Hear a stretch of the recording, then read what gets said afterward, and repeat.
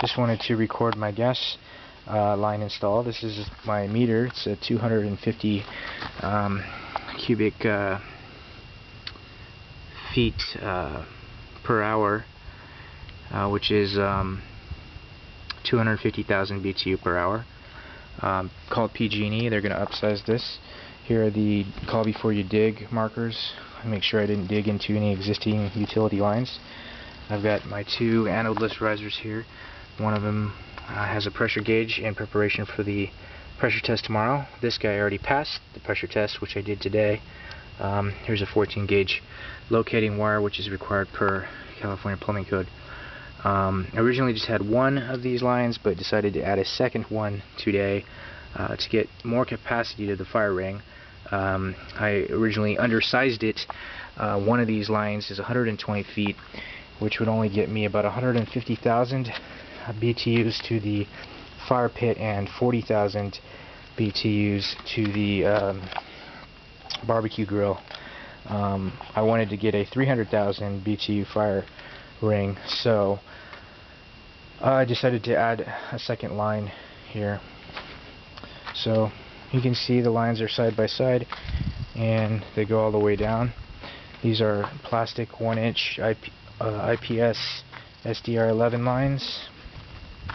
Here I've got my T, which goes over to another anodeless riser, and that's where the barbecue grill is going to be.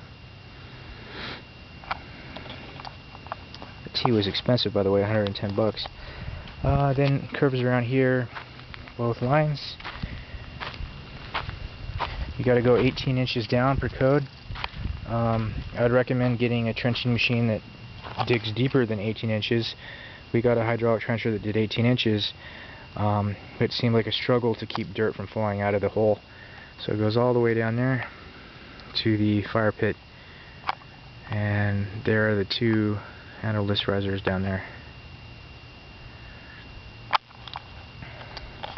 So 120 feet to the fire pit, and about 55 feet to the barbecue.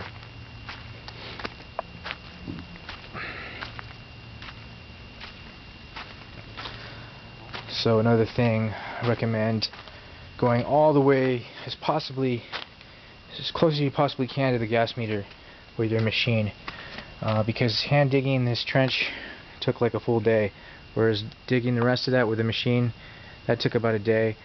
But that's, 100 and so feet, where this is only like 10 feet, and that took a day to get through. So definitely do the call before you dig.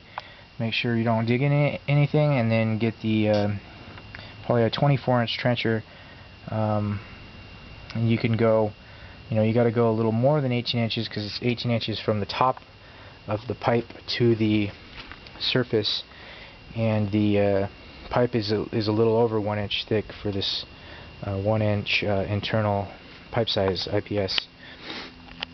Had I have gotten maybe 1.5 inch pipe, I could have gotten away with just one pipe instead of both of these. However, the 1.5 inch pipe is about 2x more expensive than the 1 inch pipe, so it's exponentially more expensive.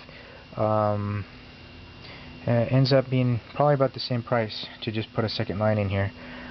So what I can do here is just tee these together into a fatter line, and hopefully the upsized gas meter will have 1.5 inch or 2 inch output line. This guy here only has a 3/4 inch, so right there the meter itself is a bottleneck. So hopefully PG&E gives me something that can handle the 830,000 BTU total demand, including all the appliances inside and all the appliances outside. Anyways, I should mention that it's the first time I did such an install. I've never done it before. It's pretty easy do-it-yourself project, just a lot of labor, a lot of digging, and you need to go read the plumbing code to make sure you don't miss anything. Inspection was pretty easy though. Basically, guy just walked the line and checked the pressure for about 10 minutes, made sure it held for 15 psi. I don't think he waited the full 15 minutes. Seemed like a pretty lax inspection, so hopefully everything goes well tomorrow, and then we can cover this up. It's advisable to put the warning tape, caution tape, 6 inches above after you start backfilling, just for future, so you don't dig into it. You know there's a gas line under there.